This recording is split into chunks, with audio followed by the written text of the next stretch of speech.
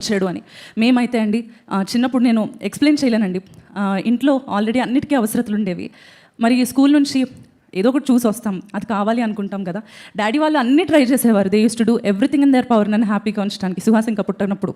కానీ చాలా లేని స్థితిలో ఉన్నప్పుడు, ఏమీ లేకుండా బయటకు వచ్చినప్పుడు ఆకలి అంటే ఏంటో నాకు తెలుసండి.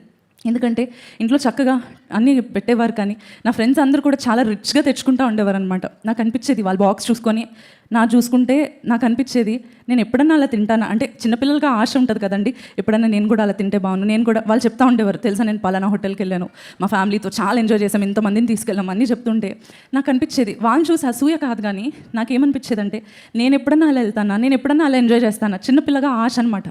నేను నా బాక్స్ చూసుకొని కొన్నిసార్లు అయితే ప్రేయర్ చేసుకునేదాన్ని, డాడీ వాక్యం వినేదాన్ని, కాకోలం చేత ఆహారంను ఏలియాకు పంపించిన దేవుడు కదా.